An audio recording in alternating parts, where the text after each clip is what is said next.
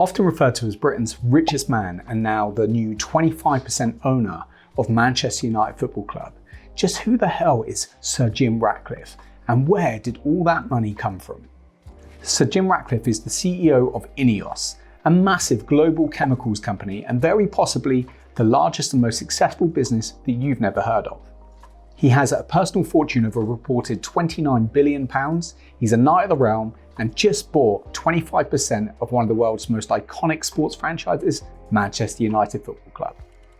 He also owns the French football club Nice, the Grenada car company, a cycling team, and a $150 million super yacht. He's involved in Formula One, competitive sailing, and is the largest private owner of land in Iceland. But let's just take it back a minute and have a look at how he got to where he is today.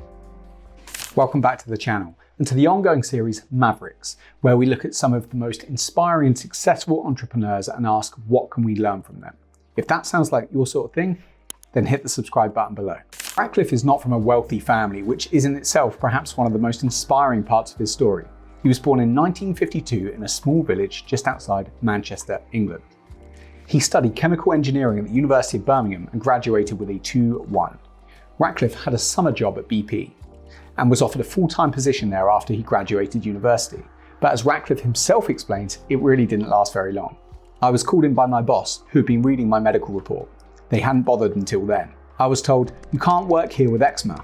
We can't spend the money training you for 5 years and then find out you have an allergy, so on your bike." Fortunately, another oil giant, Esso, picked him up and paid for Ratcliffe to complete his MBA at the London Business School before going on to work as an accountant. In 1992, at the age of 40, he was approached by a headhunter and asked to join a venture capital firm. Advent International offered him a great package to join. Most importantly, a company car in the form of a 1992 white BMW 535i. The package on offer was really compelling, and Ratcliffe was excited to have a look inside VC and see how it worked.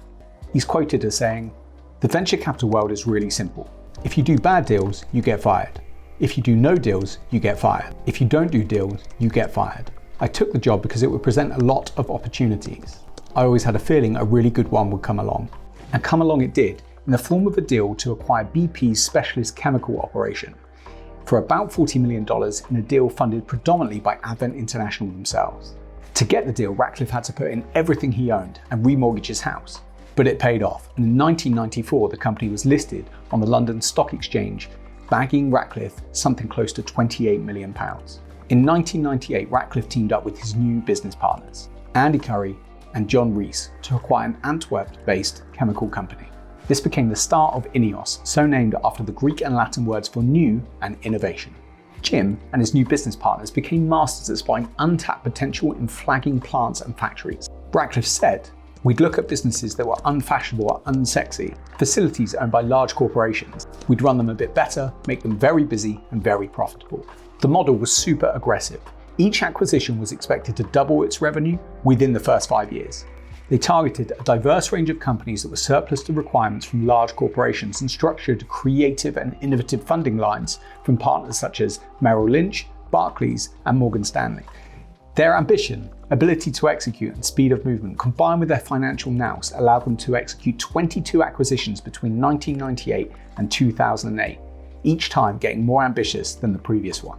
The financial crisis of 2008 was almost catastrophic for INEOS, given their speed of movement, fast acquisitions, and their heavily leveraged debt, but they managed to ride it out and got back on the acquisition bandwagon by 2011. Now, you might be wondering, what do all these companies actually do? And it's a really great question. The actual products and companies are a little complicated for a mind like mine, but the simplest thing I can explain is that they make chemicals. Typically, chemicals that are used in the production of plastics, polyester, and petrol. They also like companies that focused on the logistics of those chemicals. Pipelines, petrol production, and specialist ships to transport things like natural gas, that kind of thing. If you have used a product, any product at all, that contains plastics, textiles, or chemicals, then there's a very good chance that you've used something produced by INEOS. As of today, they're considered to be the 4th largest chemical company in the world. Now, it's not all plain sailing on your mega yacht. And the truth is, you can't talk about Sir Jim Ratcliffe and INEOS without talking about the environment.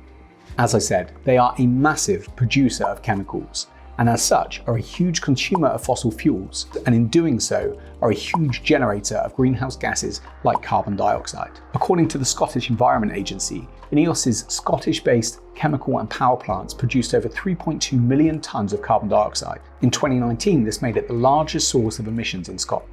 According to the executive director of the Food and Water Watch in a recent report around environment, he said, "From towering chemical fires in Germany to toxic air pollution in Scotland and pellets in our ocean, INEOS's safety record is appalling."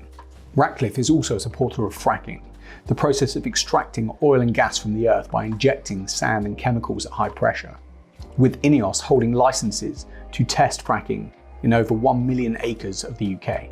All of this, of course, leads to heavy criticism of Ratcliffe and INEOS on all things green.